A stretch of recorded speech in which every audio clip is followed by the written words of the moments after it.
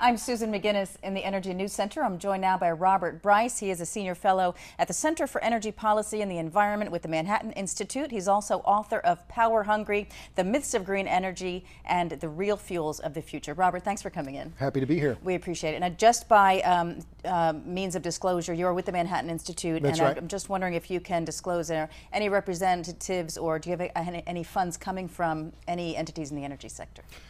Manhattan Institute, as I understand it, gets I don't know, 1 or 2 or 3% of their funding from the energy sector. So it's de minimis. Most of their funding comes from New York investors and hedge funds. Okay. Give me your thoughts on the oil spill or the blowout in the Gulf. What do you think it will mean in general for offshore drilling and deep water drilling, which is a newer technology? Sure. Well, first, I live in Texas, and I vacation in the Gulf. So I swim, I fish, I bird watch.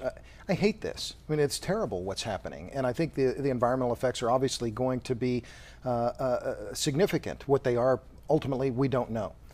But what I fear is that this spill is extreme. It's a spill of extremes, extremes in water depth, extremes in pressure, extremes in cost.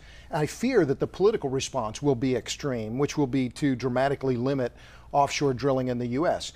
What will that mean? I think it will ultimately mean a reduction in U.S. oil production, which will mean more oil imports, which is, if we're well aware, that's the bogeyman in American politics. Foreign oil is bad, but I think that clearly the politics now are pointing toward that as being inevitable. Yeah. So generally, that you probably think that is the way it's going to go, even if you don't think it should. More dependence on foreign oil and foreign offshore oil.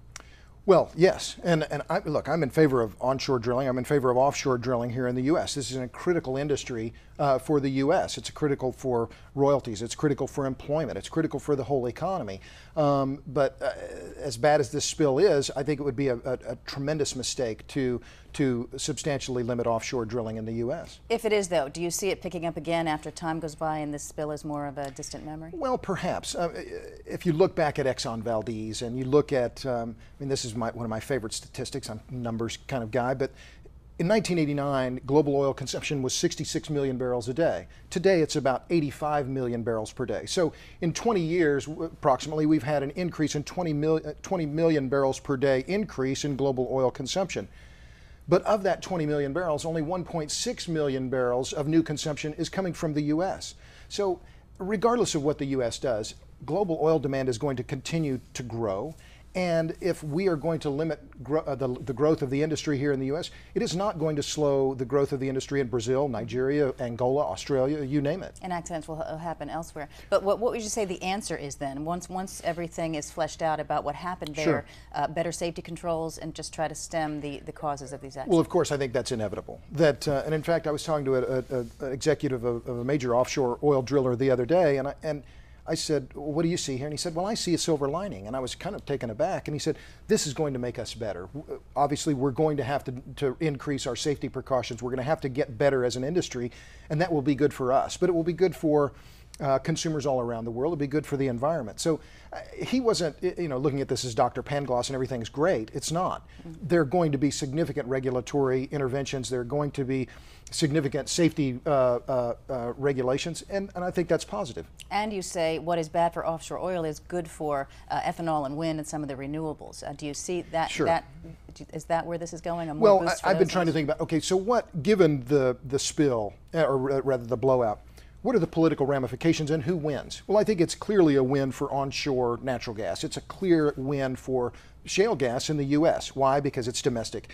It's onshore. The environmental impacts are relatively are well known and relatively local. It's a big win for the wind industry, whether that's good or bad. I'm not a fan of wind energy. And it's also, I think, a significant win for corn ethanol, which I think is the biggest scam of the modern era.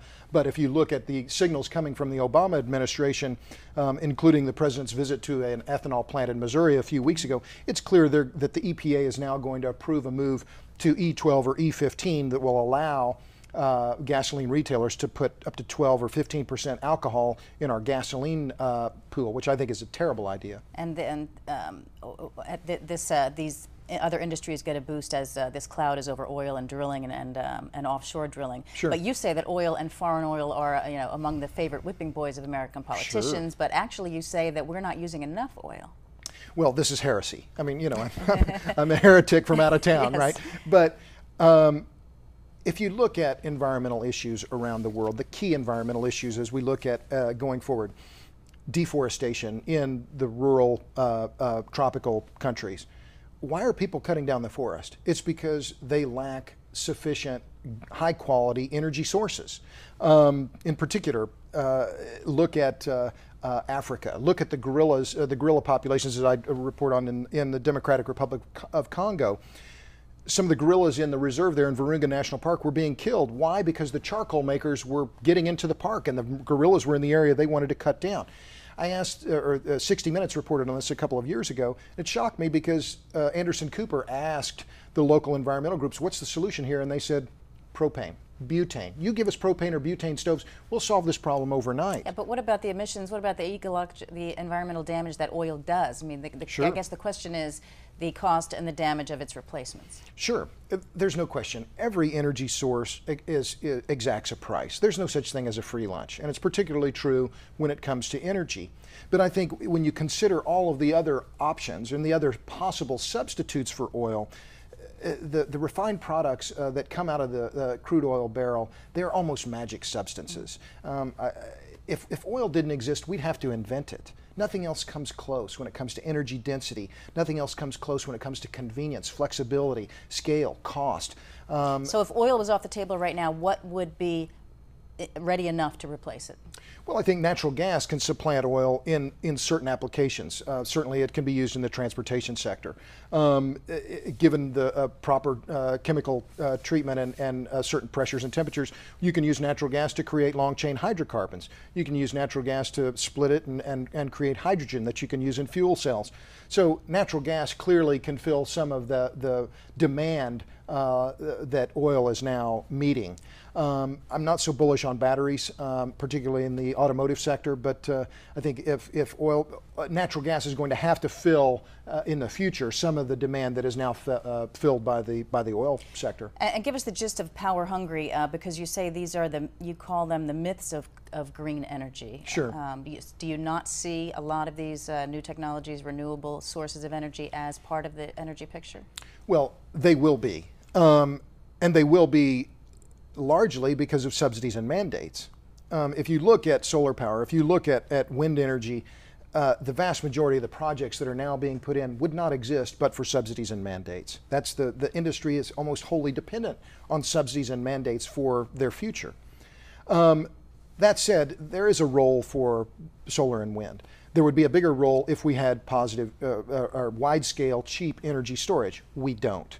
But there are many myths about green energy, and I have a whole section in the book in which I discuss why wind energy isn't green. One of the key problems is the energy sprawl. That's not my term. It's a Nature Conservancy term for the vast area of land that is needed to produce large quantities of electricity using wind turbines. So there are a lot of myths, and they've been accepted as common wisdom. One is that wind energy means drastic reductions in CO2. It doesn't.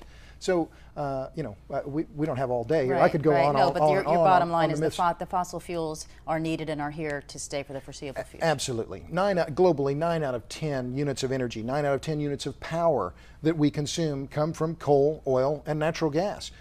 They are demonized routinely, but they are here to stay, and they will be with us for decades to come. All right. The book is Power Hungry, The Myths of Green Energy and the Real Fuels of the Future. Robert Bryce with the Manhattan Institute. Thank you. Thanks for having me. And I'm Susan McGinnis with Clean Skies News.